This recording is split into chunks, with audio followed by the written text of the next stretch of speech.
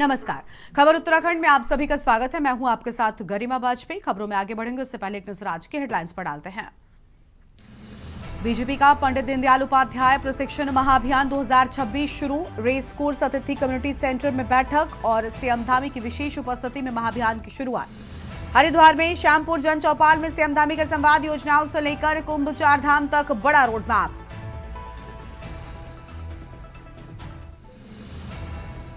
गदरपुर का नया bus station 8 महीने से उद्घाटन का कर रहा है इंतजार। करोड़ों की लागत से बना आधुनिक स्टेशन यात्रियों के लिए बंद पड़ा। उद्घाटन न होने से स्टेशन शोपीस बना। विकासनगर में अनियंत्रित यूटिलिटी वाहन गहरी खाई में गिरा। हादसे में वाहन चालक टोंस नदी में डूबा, लापता। त्यूड़ी से सहसपुर लौटते वक्त त्यूड़ी अटल मोटरमार्ग पर हादसा। उत्तरकाशी में जिला न्यायालय की ईमेल आईडी पर कोर्ट में बम और आरडीएक्स की सूचना। अफरा तफरी मची, मुकदमा दर्ज। उत्तराखंड बोर्ड परीक्षाओं में 2 लाख ज्यादा छात्र आए देंगे परीक्षा। नकल रोकने के लिए 3 स्तरों पर गठित होंगे सचल दल।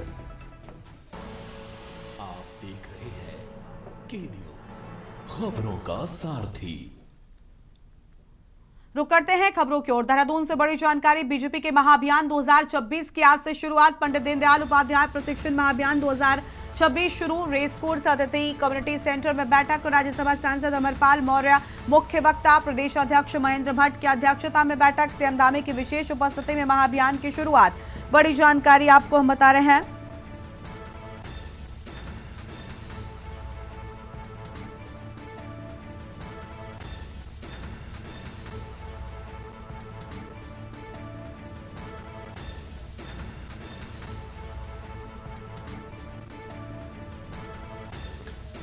संगठन महामंत्री अजय वकुंदन परिहार भी मौजूद। बड़ी जानकारी आपको हम बता दें।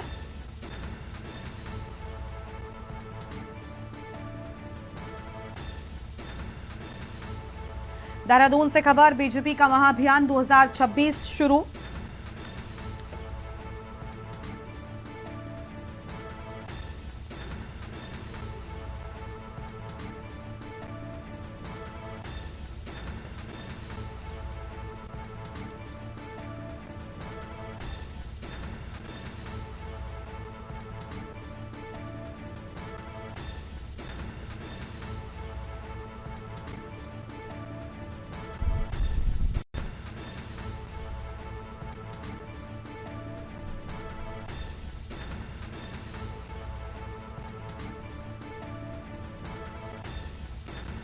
बड़ी जानकारी आपको हम बता रहे हैं। संगठनात्मक मजबूती को लेकर बातचीत और बीजेपी का महाअभियान 2026 आज से शुरू। बड़ी खबर आपको हम बता रहे हैं।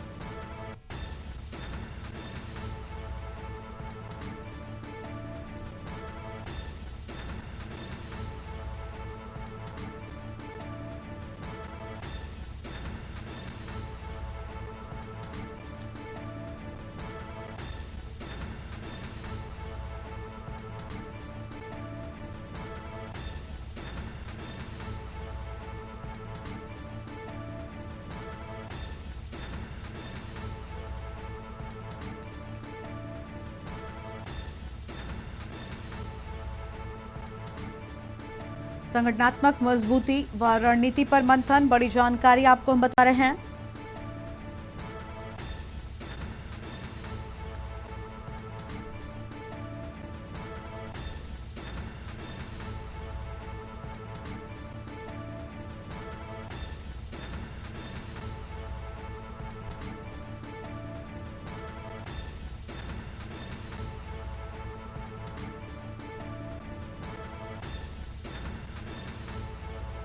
प्रदेश अध्यक्ष महेंद्र भट्ट की अध्यक्षता में बैठक की बात सामने आई। अहम जानकारी आपको हम बता रहे हैं।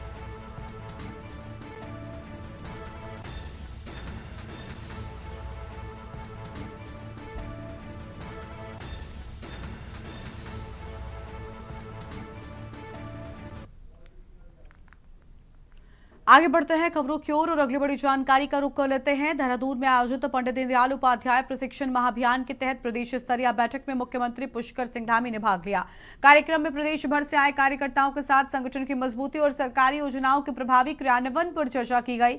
मुख्यमंत्री ने कहा, कार्यकर्ताओं से संवाद पार्टी की कार्यशैली का अहम हिस्सा है। उनके माध्यम से सरकार को जमीनी फीडबैक मिलता है, जिससे योजनाओं और प्रशासनिक कार्यप्रणाली को और बेहतर बनाने में मदद मिलती है। उन्होंने कहा कि परिस्थितियों के अनुसार कार्यकर्ताओं की राय पर निर्णय लिए जाते हैं।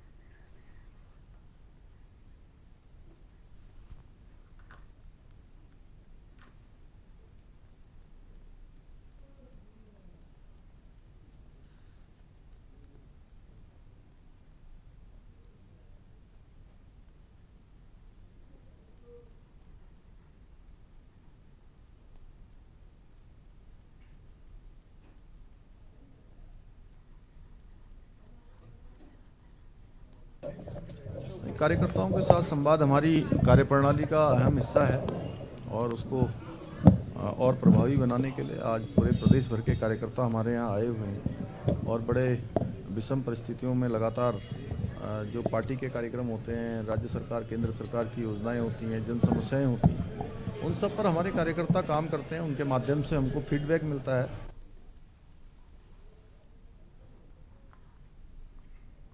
भाजपा प्रदेश महामंत्री दीप्ति रावत ने 17 तारीख से शुरू हुए प्रशिक्षण अभियान को लेकर मीडिया से बातचीत की। उन्होंने बताया कि प्रदेश स्तरीय कार्यशाला में केंद्र से प्रशिक्षण टोली का एक सदस्य शामिल हुआ। इसके अलावा कार्यक्रम में मुख्यमंत्री, प्रदेश अध्यक्ष व संगठन मंत्री भी मौजूद रहे। कार्यक्रम की अध्यक्षता प्रदेश अध्यक्ष ने की। कार्यशाला के दौरान पिपडी के माध्यम से विभिन्न विषयों पर पूरे दिन प्रशिक्षण दिया जाएगा। इस प्रशिक्षण कार्यक्रम में प्रदेश पदाधिकारी, जिला अध्यक्ष, जिला प्रभारी, सह प्रभारी और जिला स्तर की 3 सदस्यीय प्रशिक्षण टोली भाग लेगी, जिसमें एक महामंत्री और एक महिला सदस्य का होना अनिवार्य है। सभी प्रतिभागियों को कल प्रशिक्षण दिया जाएगा।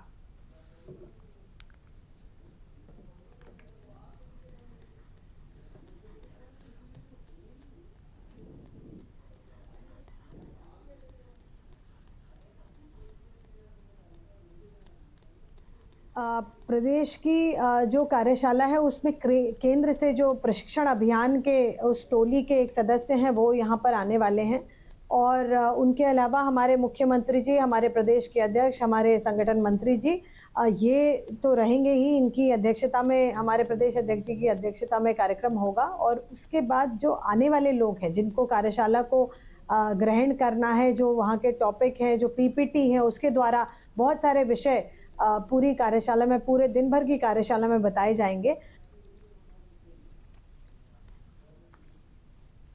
नैनीताल जिला सत्र न्यायालय को आज फिर से बम से उड़ाने की धमकी भरा ईमेल मिला, जिसमें जज चैम्बर को बम से उड़ाने की धमकी भरा ईमेल द्वारा जानकारी दी और जिसके बाद कोर्ट परिसर में हड़कंप मच गया। ये email Tamil tigers of Ilam and Pakistan ISI द्वारा भेजी गई, जिसमें लिखा है, जज के चैम्बर में 11:15 बजे 5 RDX बम विस्फोट किए जाएंगे। ईमेल में जल्द से जल्द कोर्ट खाली करने की बात कही गई है। मेल में कहा गया कि 3 RDX विस्फोटक बम पहले ही परिसर के महत्वपूर्ण स्थानों पर रखे जा चुके हैं, जो दोपहर के भोजन के समय 1 या 2 सदस्य न्यायाधीश कार्यालय के निकट आएंगे और रिमोट कंट्रोल ट्रिगर लिए हुए हैं। परिसर के 100 फीट के दायरे में आएंगे।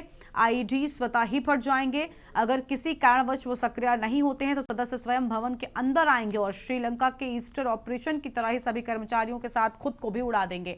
हम एक संदेश देना चाहते हैं और आपका न्यायालय फिलहाल सबसे आसान निशाना है। हम जिम्मेदारी लेते हैं और किसी भी कीमत पर अपनी आवाज सुनाना चाहते हैं। धमकी भरे ईमेल के बाद कोर्ट परिसर को खाली कराकर पूरी तरह सील कर दिया गया। डॉग स्क्वाड, बम निरोधक दस्ते और भारी पुलिस बल की मौजूदगी में तलाशी अभियान जारी है।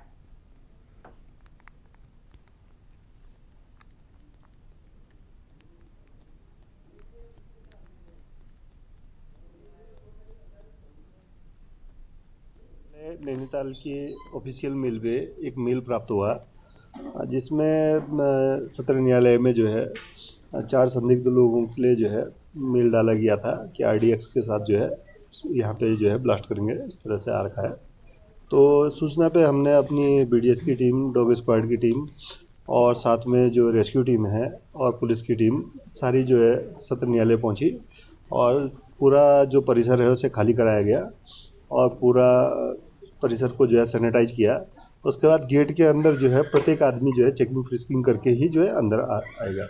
ये जो है डिसीजन हुआ और इसके बाद जो है आगे भी जो है ये चीज़ें चलती रहेगी।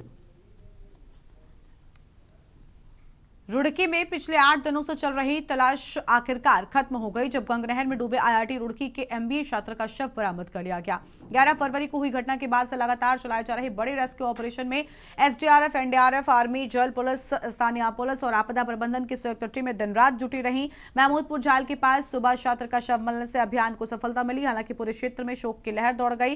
तलाश के दौरान नहर का पानी कई बार रोका गया और ड्रोन, अंडर वाटर उपकरणों के साथ प्रोफेशनल गोताखोरों की मदद से आसिफ नगर झाल तक व्यापक सर्च अभियान चलाया गया। 100 सदस्यीय टीम की लगातार मेहनत के बाद शव बरामद हुआ है, जिसे पुलिस ने पोस्टमार्टम के लिए भेजते हुए आगे की कानूनी कार्रवाई शुरू कर दी है।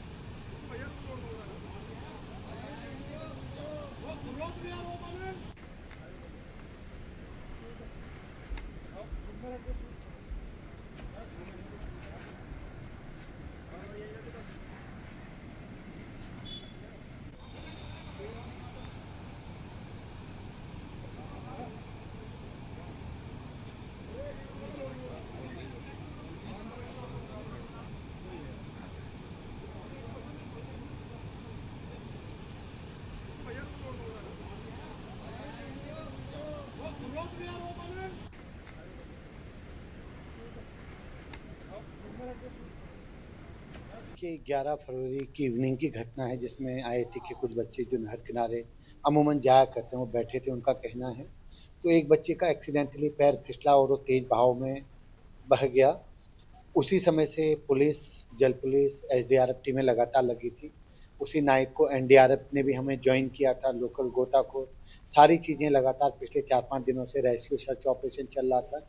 नहर के पानी को भी रिड्यूस करने का 2-3 बार हुआ प्रयास, तो फाइनली आज वो उस बच्चे की बॉडी हमें मोहम्मदपुर झाल से मिली है। डोईवाला के औद्योगिक क्षेत्र लालतपुर में स्थित यूरेका फोर्ब्स लिमिटेड के श्रमिक पिछले 7 दिनों से अपनी 3 सूत्रीय मांगों को लेकर आंदोलनरत हैं। श्रमिकों का कहना है कि लंबे समय से उनका रोका हुआ बोनस नहीं दिया गया, मानदेय में वृद्धि नहीं की गई तथा निकाले गए श्रमिकों को अब तक वापस नहीं लिया गया है। इन मांगों को लेकर कंपनी के तमाम मजदूर अनिश्चितकालीन धरने पर बैठे हैं। धरनारत श्रमिकों का आरोप है कि अब तक न तो कंपनी प्रबंधन ने वार्ता के लिए पहल की है और न ही शासन प्रशासन ने आंदोलन की कोई सुध ली है, जिससे मजदूरों में गहरा आक्रोश व्याप्त है। आंदोलन को समर्थन दे रहे मजदूर नेता संदीप नेगी ने चेतावनी देते हुए कहा कि अगर शीघ्र उनकी मांगों पर सकारात्मक कार्रवाई नहीं की गई तो श्रमिक मजबूर होकर कंपनी में तालाबंदी जैसे कठोर कदम उठाने पर विवश होंगे।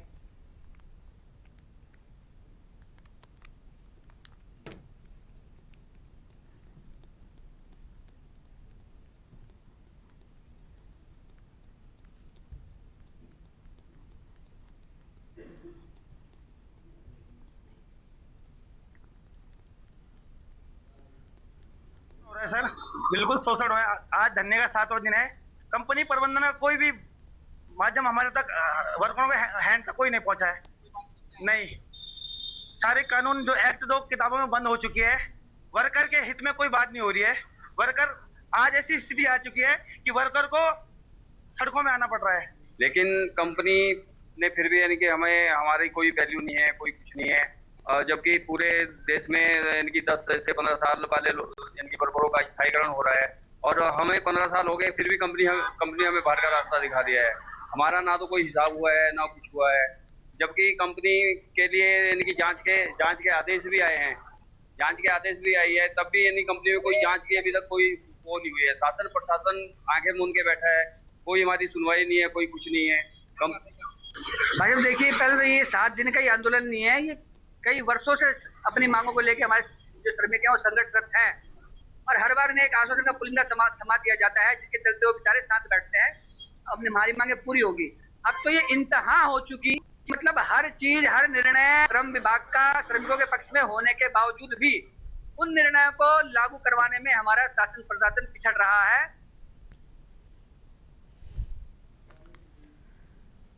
हल्द्वानी में कांग्रेस नेता ललित जोशी के नेतृत्व में स्थानीय लोगों ने सिटी मजिस्ट्रेट देते हुए साफ शब्दों में चेतावनी दी कि शहर में सीवरेज, नालियां और सड़कों का निर्माण कर रही एडी की कार्यकारी संस्था यूयूएसडीए के खिलाफ बड़े आंदोलन की चेतावनी दी है। कांग्रेस नेता ललित जोशी का कहना है कि पिछले 2 साल में शहर में 40% भी काम नहीं हो पाया। अब हालात ऐसे हैं कि बरसात में महामारी फैलने की आशंका है। जगह जगह पर सड़क टूटे हैं, नालियां चौक हैं और सड़कों की गुणवत्ता पर बिल्कुल भी ध्यान नहीं दिया जा रहा है। ऐसे में शहर की आंतरिक सड़कें, नालियां और सीवरेज का काम में अनियमितताएं आई हैं, जिसको लेकर लोगों को परेशानी उठानी पड़ रही है। 15 दिन तक टूटी रही।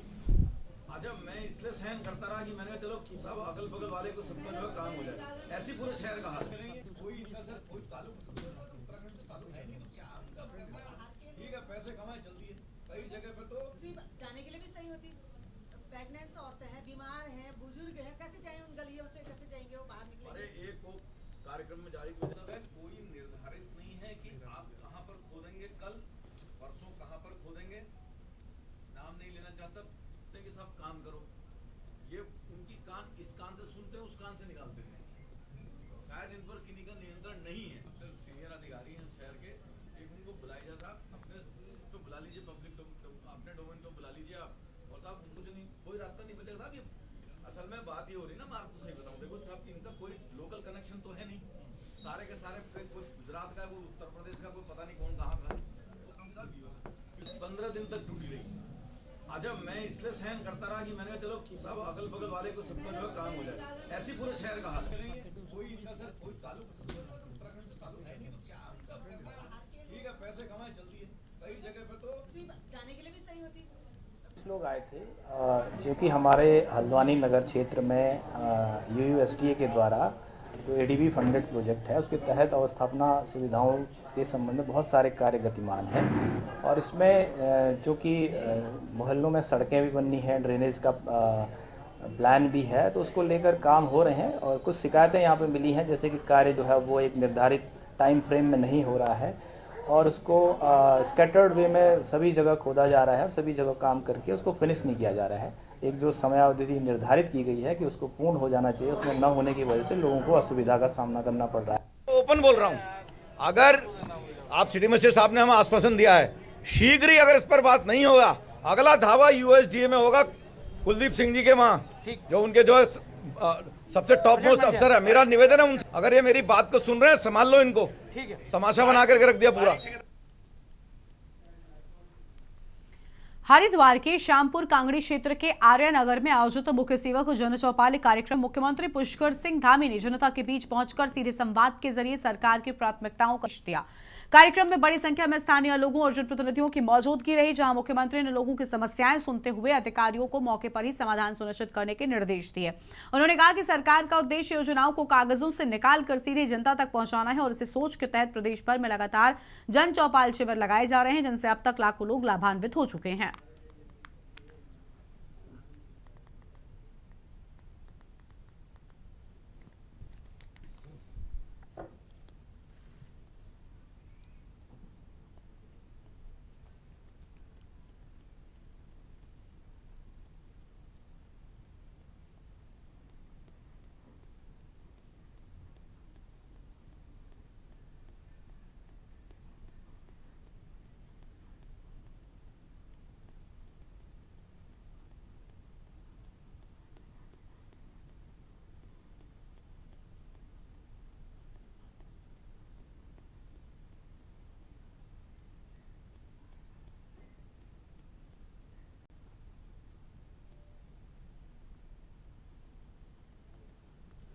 चौपाल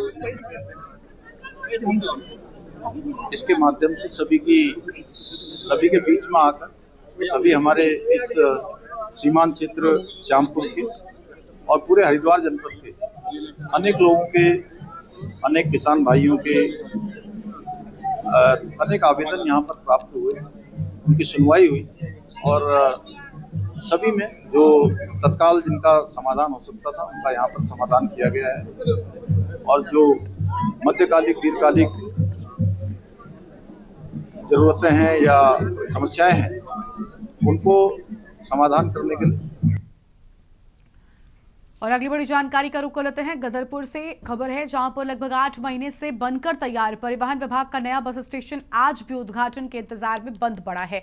करोड़ों रुपयों की लागत से बने आधुनिक बस स्टेशन का संचालन शुरू न होने से यात्रियों को भारी परेशानियों का सामना करना पड़ रहा है। सरकार ने तमाम सुविधाओं से लैस भवन तो तैयार कर दिया, लेकिन अब तक शुरू नहीं हो पाया है। नतीजा ये है कि यात्रियों को आज भी सड़क किनारे खड़े होकर बसों का इंतजार करना पड़ रहा है, जिससे उन्हें धूप, बारिश और ठंड में दिक्कतों का सामना भी करना पड़ता है।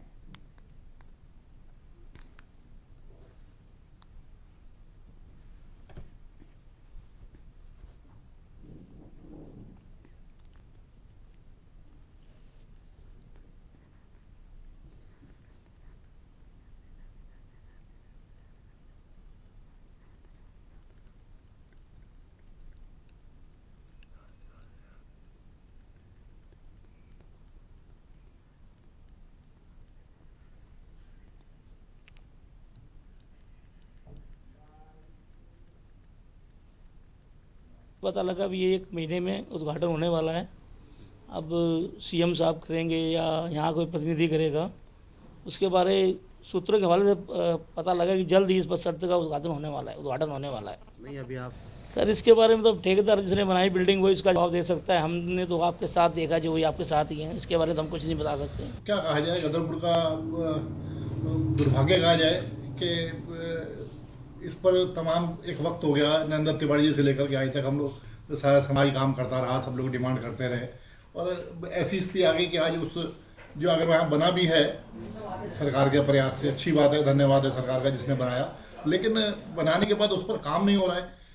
टूटी फूटी पड़ी है, तमाम जितनी दीवारें उसकी टूटे जा रही हैं और सरकार क्या कर रही है हमें समझ में नहीं आ रही है। हम तो सीधी बात कहेंगे, अगर कि यहाँ का अगर लोकल हमारे जो नेता हैं अगर वो आपस में कहीं उनमें मतभेद हैं, कोई बात नहीं। 11वें ज्योतिर्लिंग श्री केदारनाथ धाम के कपाट आगामी 22 अप्रैल को सुबह 8 बजे वृष लग्न में श्रद्धालुओं के लिए खोल दिए जाएंगे। भगवान बद्री विशाल के कपाट श्रद्धालुओं के लिए 23 अप्रैल को खोले जाएंगे। श्री बद्रीनाथ केदारनाथ मंदिर समिति अध्यक्ष हेमंत द्विवेदी ने कपाट खोलने की तिथि घोषित होने के मौके पर सभी देश विदेश के तीर्थयात्रियों को श्री बद्रीनाथ केदारनाथ सहित 4 धाम यात्रा के लिए आमंत्रित किया है।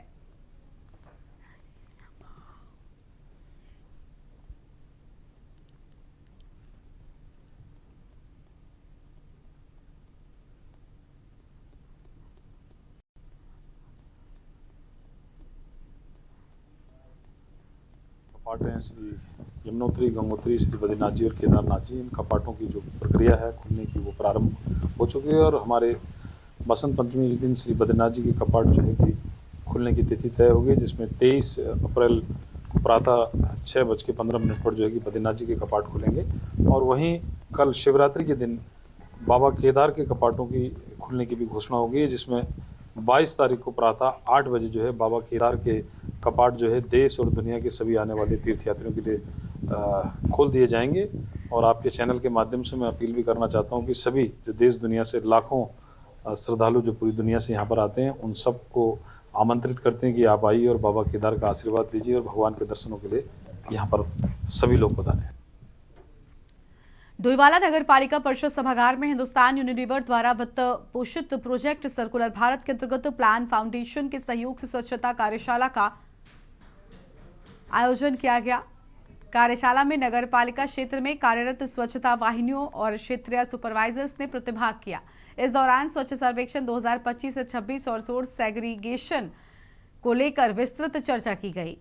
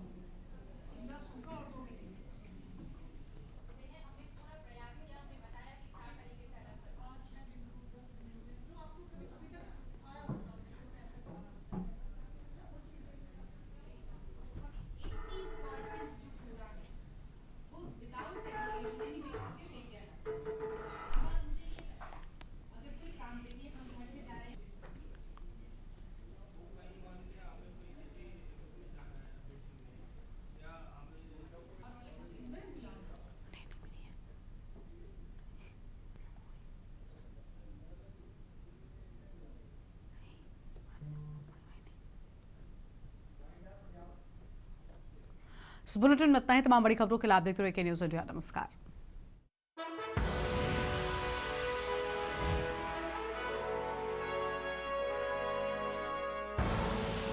आप देख रहे हैं के न्यूज, खबरों का सारथी।